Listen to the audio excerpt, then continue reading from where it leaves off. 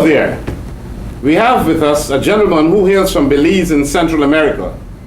He is no stranger to most people since he has been causing and creating waves, not only in Brooklyn, where he presently resides, but also throughout the United States.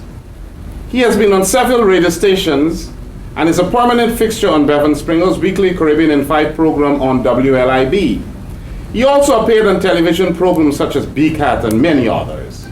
Wherever he goes, he is showered with tremendous applause. They call him the numbers man. Why? Because he uses the science of numerology to help bring solutions and serenity to other people's lives. I would like to welcome Bernard Adolphus, the #1 Caribbean numerologist. First of all, Bernard, tell me, why numerology? I mean, there's so many different professions out there. Why would you choose numerology?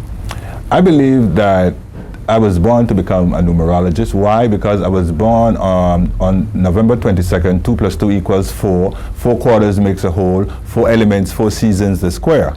And so because I was born on the 22nd day, that made me a numerologist. You see, that's why I am good with mathematics. Everything about us is in our names and our birthdays, what we're here, why God wants us on the earth, our purpose and our destiny of being on the earth, the job he wants us to do. Okay, Bernard, you're going a little too fast now. I would like to get back to what motivated you from a youth. What is this driving, who was the driving force behind you? I think it started when I was probably 15 years old, when my grandfather gave me 7 names and I wondered why. But he knew at the time that I was born 11/22 and my last name is 33, so I have 3 master numbers. So I believe that what he did was to give me a good mental structure, because your name is your mentality.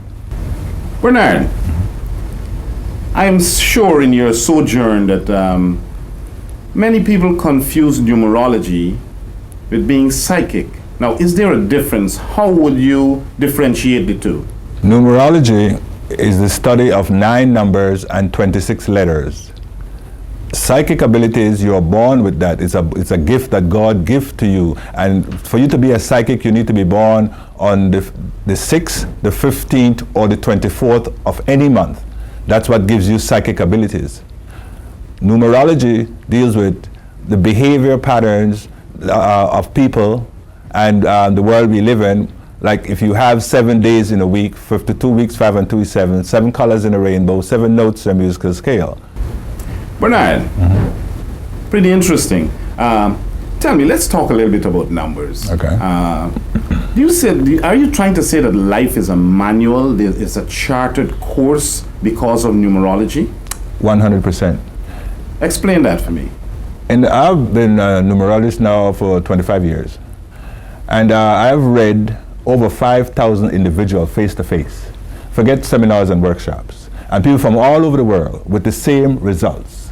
If you do not have the A, the J, or the S in your name, you're not independent, you're not aggressive, and you're not determined. Wow, this is getting more interesting as we go along, Bernard. Go ahead. If you have the B, the K, and the T, then you can mix and mingle, tact and diplomacy, the peacemaker. If you have the C, the L, and the U, you have vision, you have philosophy, you are very creative. You see, the D, the M, and the V represents the number 4, which gives you mathematical skills. You see, the E, the N, and the W give you writing skills, give you a vision, a creativity. Are you saying that most people in the world are not aware that there is this chart, that there is this manual to follow, that there is a purpose and a destiny? Is that what you're saying? In your name and your numbers? Exactly. And I also believe that the longer your name, the smarter you are. Wow. I think that was one of the reasons why my grandfather made sure I have 7 names. 7 names? Yes, indeed. You remember them? I have to remember them because every time I visited, I had to repeat the names. And one day he said, as of today, my gift to you would be that your name becomes Bernard, Alexander, Selena, Debert, Wellington, Montgomery, Adolphus. But he knew what he was doing. Okay. He knew. So because of the length of the number, the length of the name, and you apply the numbers, the smarter the person is? Yes, because then, like for instance, sometimes in your life you would say, why didn't I think of that? Because it's not in your makeup. Oh no, my name is Edgar Henry. So are you saying that if I changed my name to Edgar Adolphus, Theophilus, Columbus. That makes me smarter? It makes you smarter. It makes you think faster. As I age? Yes. Because it's like sometimes I read a person and the person says, "You're in my head. Get out my head." And it's frightening to them how it's like you're in the person's head thinking about their behavior. You see. So if you do not like, for instance, let's look at the number 3. The 12-hour clock is 3. The 12-inch ruler, 1 plus 2 is 3. The 12 months in the year, the 12 zodiac sign, the Bible is 3. The moon is 3. You see, 3 is philosophy, creativity, and thinking. So if you put that on our children, that will give them vision to be creative. Folks, we'll be right back. And when we come back, we'll be talking about Bernard Adolphus will be showing us a chart, and he's charting his own name on the blackboard. And as I told you, Bernard will now explain. As you can see, he changed and he's ready to work. He will now explain his name and how his name from the alphabet relates to numbers and how it affects him. And I think that's the best way for him to demonstrate for an understanding. Hi, my name is Bernard Adolphus, and it's my pleasure to explain to you my name numerically. If you look at the B, the K, and the T represents the number 2, and I have the 2 that starts my name, which makes me a master communicator, taka diplomacy, the peacemaker. I have the E, which is the number 5, and I have many 5s in my name, as you can see. There's 1 here, 1 here, 1 here, and 1 here. That's definitely too many 5s in a name. So because I have that many 5s in the name, when I was younger, I used to get myself in trouble because my mother would say to stay at home and I would jump the fence and go about my business, because 5 is a number of freedom. You see? So each letter in your name would represent a part of your mentality. So let's look at the number 1. The A, the J, and the S represents number 1. The B, the K, and the T is for 2. The C, the L, and the U is for 3. D, M, and V is 4. E, N, and W, 5. F, O, X, 6. G, P, and Y, 7. H, Q, and Z, 8. R, and I, 9. Okay? And this is called this is the alphabet. So if you look here, you will see how much numbers I have on the physical planes. I have 8. On the mental planes, I have 6. On the emotional planes, I have 6 numbers, and on the intuitive levels, I have 4. So I'm working with 24 letters in my name. And if you look in my name, there's nothing missing. I have too much or too little, but nothing is missing. You see? So, and if you look at the name Bernard, if you add 2 plus 5 is 7, 7 and 9 is 16, 21, 22, 22 and 9 is 31, 33, 34, 35. Bernard is 35, which becomes a number 8. So again, that's another strong characteristic that I would carry. The name Alexander is 39, which is the number 3, and the name Adolphus is a number 33, which is a master number 6. You see? So all these are characteristics and symbolisms. So by me having such a large amount of numbers in my name, that's why I am a good mathematician, because I know how to balance my life. On the physical planes, I have 8 numbers, which means that I'm a hard worker. Also, that I must learn that when something happens in my life, I do not become too physical that I want to fight someone. I must learn to reason. I have 6 numbers on the mental planes, which means that I have a strong mental structure to be a thinker, to be a philosopher, to be a great a numerologist. I have 6 numbers on the emotional planes, and that sometimes becomes a danger zone because sometimes we let our sensitive nature rule our logical mind. And I had to learn over the years how to control that. So the way of controlling that is to turn down your expectations. And I also have 4 numbers on my intuitive planes, which means that I must learn to live by my intuition. If something says don't go out tonight, I don't go out tonight. If something says make a right here, I make a right here. That's my intuition speaking. Let me explain my birth date, which is 11/22/1947, which makes me 4 as my purpose number. 1980, which is 9, is my destiny number, and the number 8 is my mental number. I could never change the number 9 and the number 4 because that was given to me by my birth date. I can only change the 8 because that's my name. You can change your name, but you cannot change your birth date. And so because the 22, 2 plus 2 is 4, that's why I'm a mathematician. You see? And so the 9, the 4, and the 8 are the 3 strongest characteristic traits that I have. And if you look here, you'll see 1 plus 2 equals 3, and 3 is 6, and 4 is 10, 15, 21, 28, 36, 45. 4 plus 5 equals 9. You see? So everything is from 1 to 9, the beginning and the end. You see? We live in a mathematical world. Bernard, that was a very interesting demonstration, I must admit. I understand you wrote a book with someone else. Tell us about this book and where we could pick it up, because I'm sure the audience would like to know where to get this information, because surely we cannot expect you to demonstrate all your numerology on a program such as this. Oh yeah, it would be like a month. Indeed. Well, many years ago, I would say I found a friend of mine, David Smith, and we both have the same passion for numerology, and we decided to put a book together, and the name of the book is Finding Your Perfect Soulmate or Business Partner. And it's on Amazon.com, and some of the Barnes & Noble has the book also. I sell them in a restaurant that I do numerical analysis. I read and I heard about Lloyd Strayhorn, and that's the first time I heard about numbers and numerology. Did he have any impact on your being a numerologist? Oh yes, so much so that I remember I was listening to the radio one day in the early 80s, and he was on the program and he was talking about numbers, and I got very interested in numbers, and every day I listened to his program. And one day a man called with the birth date 1122, and he read that man, and he was reading me. Oh, because you're the 20? I'm 1122. Okay. And that night I had his book, and I read the book in like maybe 2 days. And I was hooked. From that point on, I was hooked on numbers, because I realized that that's where the answers lies. Okay. And I believe that nothing before its time, that everything is in time, you see? You know, Shakespeare said in one of his plays, if I could remember well, some are born great, some achieve greatness, and some have greatness thrust upon them. What category do you fill in there? Do you think that you were self-taught, you had to achieve the greatness, or you think it's something that was embedded in you from the numbers?